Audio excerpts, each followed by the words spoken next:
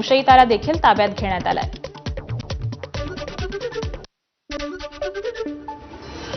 Sir, आपको लगता है कि इस हमले के पीछे जो ब्लास्ट हुआ इसके पीछे कोई आतंकी हमला है या कोई भी प्लानिंग यहाँ पर की जा रही है? देखिए, हम सभी एंगल्स को ओपन रखकर सभी दृष्टि से जांच करें। घटना किस कारण से हुई ये अभी कहना बहुत मुश्किल है।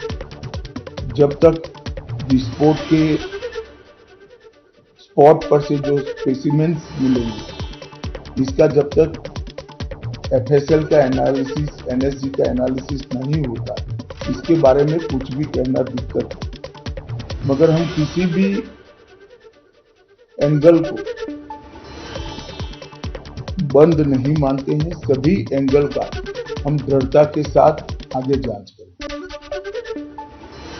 दिल्लीतील स्फोट दहशतवादी हल्ला असण्याची शक्यता असल्याची सूत्रांची माहिती आहे। दिल्लीत झालेला स्फोट अधिक तीव्रतेचा होता। तसंच फरीदाबादमधील कारवाईनंतर दिल्लीत स्फोट घडवल्याची तपास यंत्रणांना शंका आहे। यामुळे फरीदाबादमधून अटक केलेल्या आरोपींची चौकशी सुरू असल्याची माहिती ही सूत्रांनी दिली आहे। दरम्यान फरीदाबाद मेडिकल कॉलेजमधून मोठा शस्त्रसाठा जप्त करण्यात आला आहे। 2 डॉक्टरांसह 7 दहशतवाद्यांना अटक करण्यात आली आहे। तसंच 350 किलो स्फोटकं देखील जप्त करण्यात आली आहेत। यूपीचे डॉक्टर आदिलसह हरियाणाचे डॉक्टर मुजम्मिल यांना अटक करण्यात आली आहे।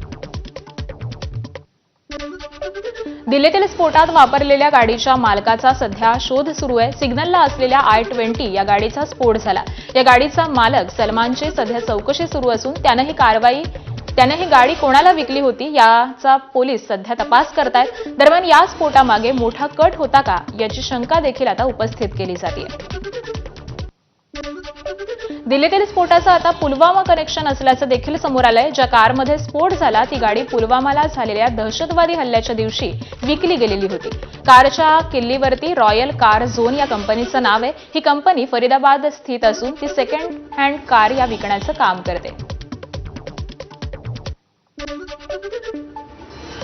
दिल्लीतील स्फोटामुळे काल सकाळीच फरीदाबादमध्ये झालेल्या कारवाईची चर्चा सुरू झाली आहे। काल फरीदाबाद मेडिकल कॉलेजमध्ये मोठा शस्त्रसाठा जप्त करण्यात आलाय। 2 डॉक्टरांसह 7 दहशतवाद्यांना अटक करण्यात आली। तसंच 350 किलो स्फोटकं देखील जप्त करण्यात आली आहेत। हेच फरीदाबाद मेडिकल कॉलेज दिल्लीतील स्फोटाच्या स्थळापासून अवघ्या तासाभराच्या अंतरावर आहे। त्यामुळे फरीदाबादमधील कारवाईचा दिल्ली स्फोटाशी काही संबंध आहे का अशी चर्चा देखील आता सुरू झाली आहे।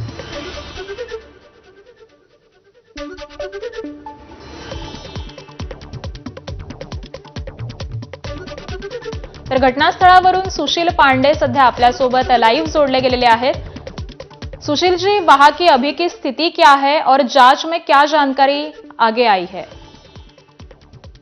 दिल्ली पुलिस के जो सूत्रों से जानकारी मिली है, उस जानकारी के मुताबिक जम्मू कश्मीर के 2 व्यक्तियों का नाम सामने आया है, तारिक और उमर।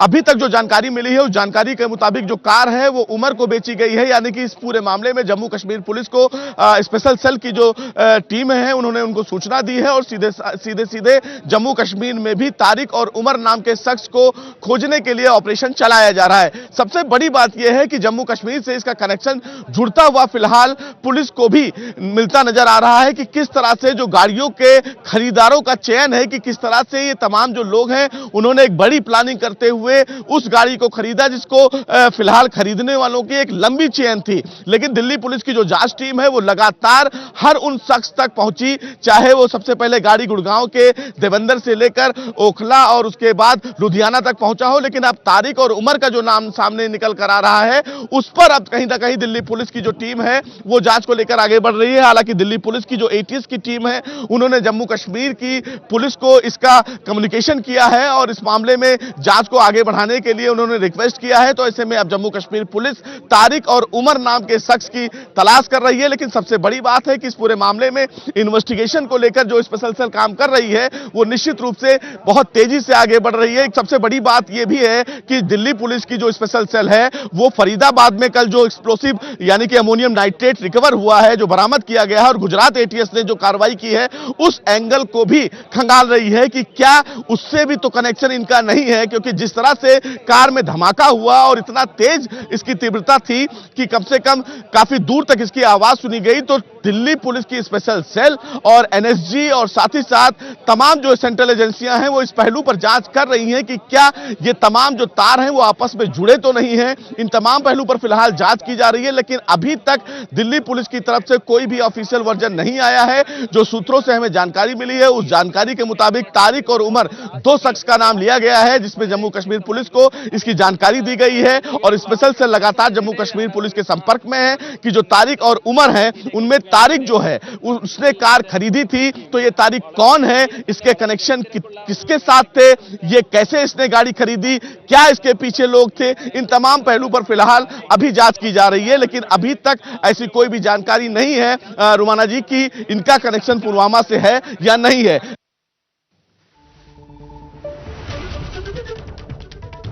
धन्यवाद सुशील जी इस जानकारी के लिए। तर सुशील पांडे आपले प्रतिनिधी दिल्लीमधून आपल्यासोबत लाईव्ह होते।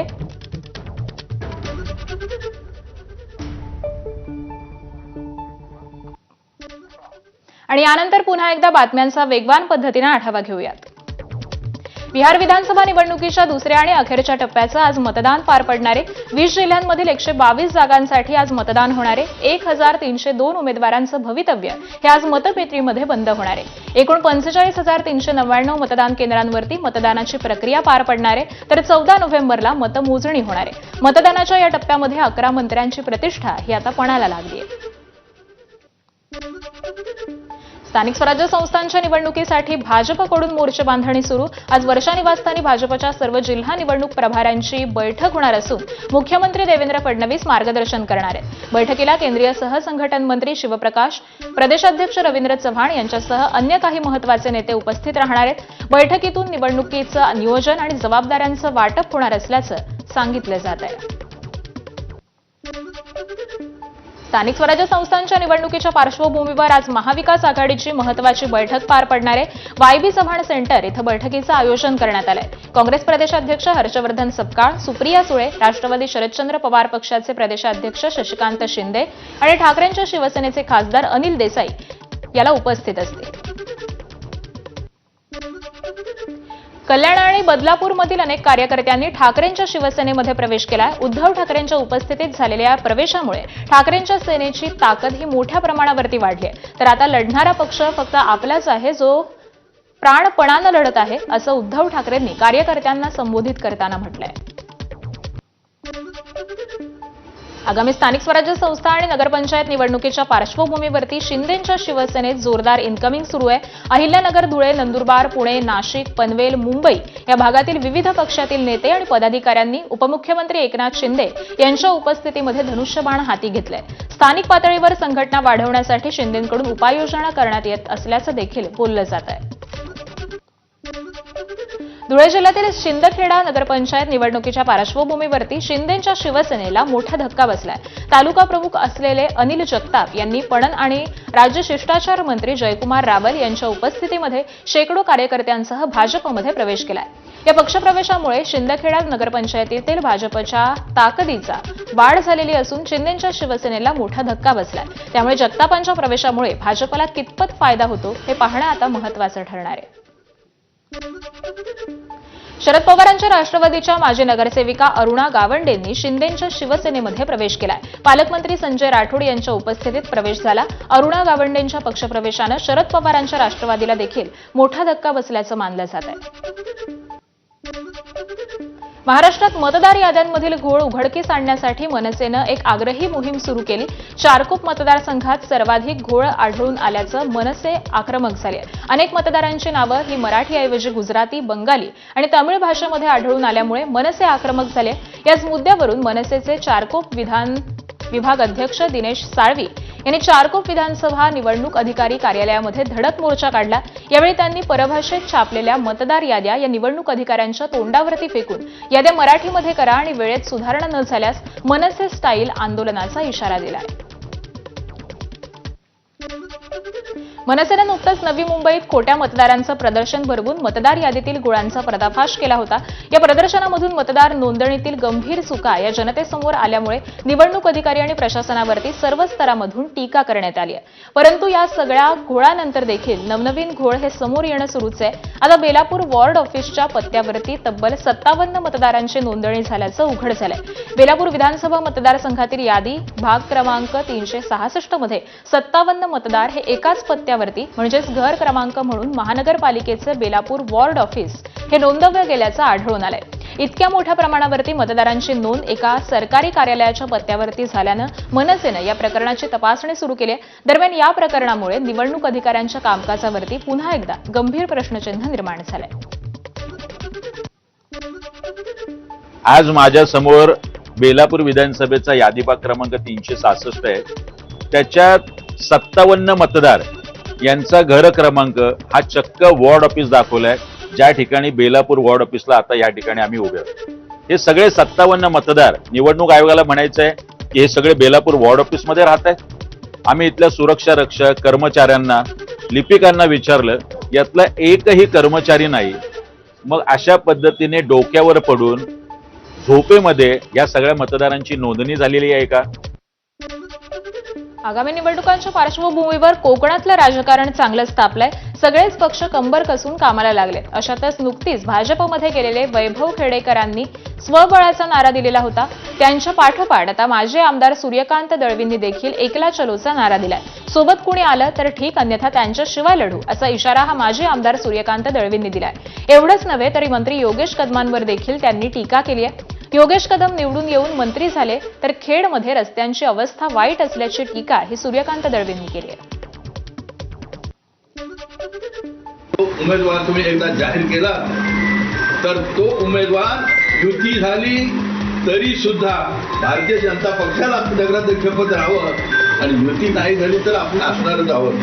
त्यामुळे ते आले तर त्यांचं स्वागत, नाही आले तर त्यांच्याशिवाय अशी अशी परिस्थिती या खेडमध्ये तयार झालेली आहे. धुळे जिल्ह्यातील पिंपळनेर नगर परिषदेच्या निवडणुकीची रणधुमाळी सुरू झालेली असून महाविकास आघाडीकडून माजी खासदार बापू चौरे यांची सून प्रतिभा चौरेंच्या नावाची घोषणा करण्यात आली आहे. महाविकास आघाडीच्या तीनही पक्षांनी प्रतिभा चौरेंना उमेदवारी जाहीर केली. या निर्णयाला राष्ट्रवादी काँग्रेसचे गिरीश नेरकर आणि भानुदास गांगुर्डेंनी देखील पाठिंबा दर्शवलाय. नगराध्यक्षपदासाठी महाविकास आघाडीनं तर आघाडी घेतली, मात्र भाजप आणि शिंदेची शिवसेना कुणाला मैदानात उतरवते हे पाहणं आता महत्त्वाचं ठरणार आहे. नगर परिषदेच्या निवडणुकांची रणधुमाळी सुरू झाली. अर्ज भरण्याचा काल पहिलाच दिवस होता. मात्र पहिल्याच दिवशी परभणी जिल्ह्यातील 7 नगर परिषदांसाठी एकही अर्ज हा दाखल झाला नाही. नगराध्यक्ष आणि नगरसेवक पदांसाठी अर्ज भरायला आता केवळ 6 दिवसांचा अवधी शिल्लक आहे. त्यामुळे पक्षाचे उमेदवार कोणता मुहूर्त निवडतात हे पाहणं महत्त्वाचं ठरणार आहे.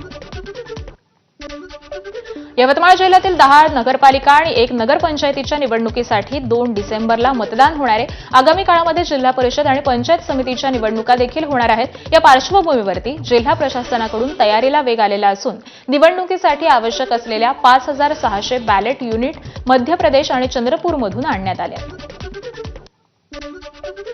मुख्यमंत्री देवेंद्र फडणवीस गुरुवारी नाशिक दौऱ्यावरती जाणार आहेत. सिंहस्थ कुंभमेळ्याच्या पार्श्वभूमीवरती विकास कामांचं भूमिपूजन आणि आढावा घेतला जाणार आहे. त्यानंतर मुख्यमंत्र्यांची जाहीर सभा होणार असल्याची माहिती ही मंत्री गिरीश महाजनांनी दिली आहे. अमरावती शहराला लागून असलेल्या कोंडेश्वर रोडवरती विपश्यना केंद्राची पायाभरणी महसूल मंत्री चंद्रशेखर बावनकुळेंच्या हस्ते करण्यात आली.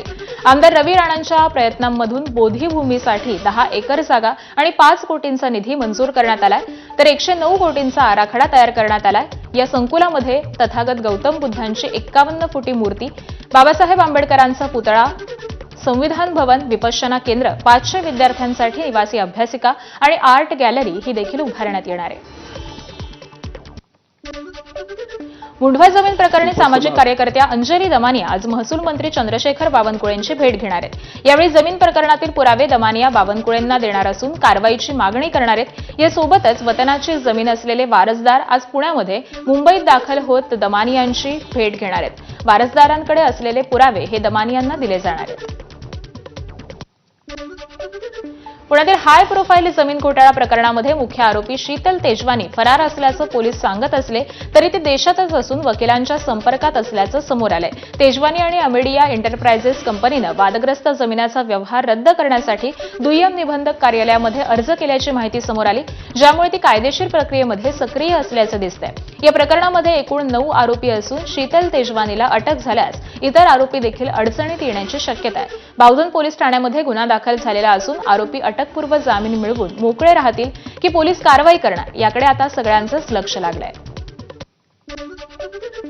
पुण्यातील बोपोडी आणि मुंढवा या 2 जमीन घोटाळ्यावरून सध्या वातावरण तापलंय. अशातच बोपोडी जमीन घोटाळ्यामध्ये शीतल तेजवानी आणि दिग्विजय पाटील यांचा संबंध नसल्याचं पुणे पोलिसांनी जाहीर केलंय. गैरसमजुतीमधून त्यांची नावं गुन्ह्यामध्ये नोंदवण्यात आल्याचं पोलिसांनी सांगितलंय. बोपोडीतील जमीन घोटाळा प्रकरणामध्ये या दोघांचा संबंध नसला तरी देखील मुंढवा जमीन घोटाळ्यामध्ये शीतल तेजवानी आणि दिग्विजय पाटील यांची चौकशी होणार असल्याचं देखील पोलिसांनी स्पष्ट केलंय. मुंढवा या ठिकाणी 2 आरोपी मेन्शन केलेले आहेत, एक शीतल तेजवानी आणि एक दिग्विजय पाटील. FIR मध्ये अशा प्रकारे देण्यात आलेले आहे. FIR नुसार सर्व जे आरोपी आहेत यांचा तपास करण्यात येणार आहे. पार्थ पवार जमीन प्रकरणावरून शरद पवारांच्या राष्ट्रवादीचे आमदार एकनाथ खडसे यांनी अजित पवारांवरती टीका केली होती. तसंच नैतिकता दाखवून अजित पवारांनी राजीनामा द्यावा अशी मागणी देखील खडसेंनी केली होती. त्यांच्या या टीकेला मंत्री माणिकराव कोकाटे यांनी प्रत्युत्तर दिलंय. एकनाथ खडसे यांनी राजीनामा दिला होता ती गोष्ट वेगळी होती, पण अजित पवार यांनी राजीनामा द्यावा असं घडलंय काय असा सवाल हा माणिकराव कोकाटे यांनी उपस्थित केलाय. मुळात काही घडलंच नाही तर मग राजीनामा मागता का? महाराष्ट्र काही घडलंच नाही तर उगाच चा माग करता असं म्हणत माणिकराव कोकाटे यांनी खडसेंवरती टीका केली आहे. एकनाथ खडसेंनी राजीनामा दिला ती गोष्ट वेगळी होती. दादांनी राजीनामा द्यावा. आज काय घडले काय? मुळात काही घडलंच नाही, तुम्ही राजीनामा मागतात का?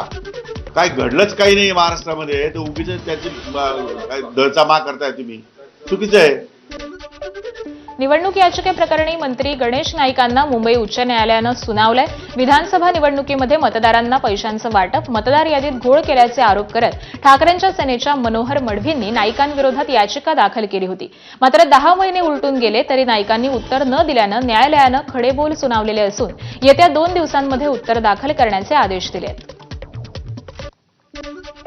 पुण्यातील मुरलीधर मोहोळांच्या कार्यालयावरती आंबेडकरी संघटनांनी मोर्चा काढला. संघटनांकडून सांस्कृतिक भवनाचं विस्तारीकरण करण्याची मागणी करण्यात आली. मात्र सरकार आंबेडकरी समाजाची फसवणूक करत असल्याचा आरोप हा आंबेडकरी संघटनांनी केलेला आहे. मनोज जरांगेंना त्यांच्या अंतर्गत वादातून धमकी आल्याचा दावा प्रकाश आंबेडकर यांनी केलाय. धनंजय मुंडेंचं नाव जरांगेंनी घुसवल्याचं प्रकाश आंबेडकर म्हणाले. धमकी देणारे जरांगे यांचे जुने सहकारी असल्याचं देखील आंबेडकर म्हणाले.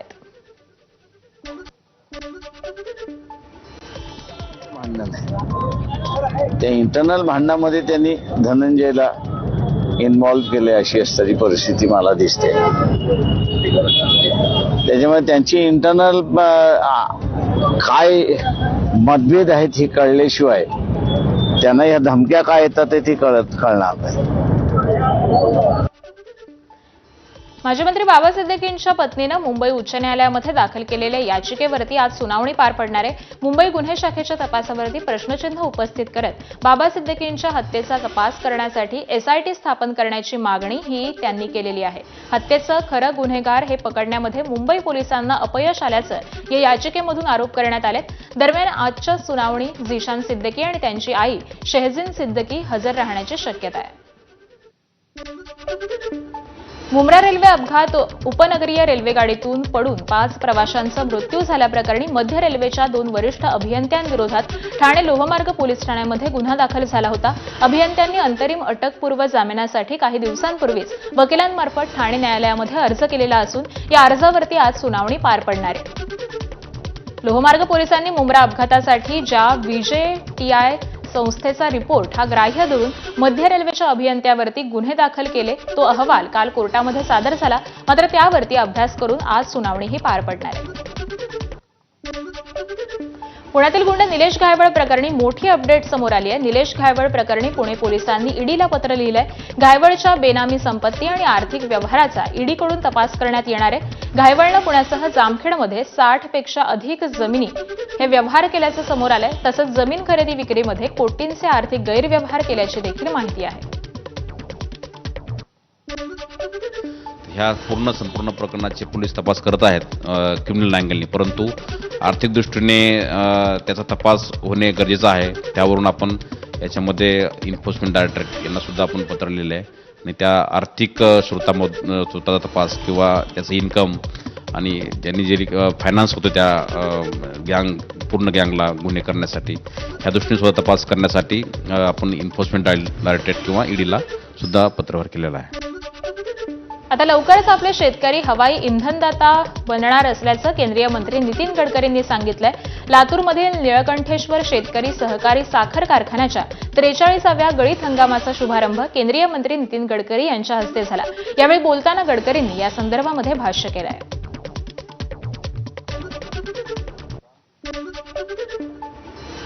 आणि यासोबतच या बुलेटिनमध्ये वेळ झाली आहे इथेच थांबण्याची. ताज्या घडामोडींसाठी पाहत रहा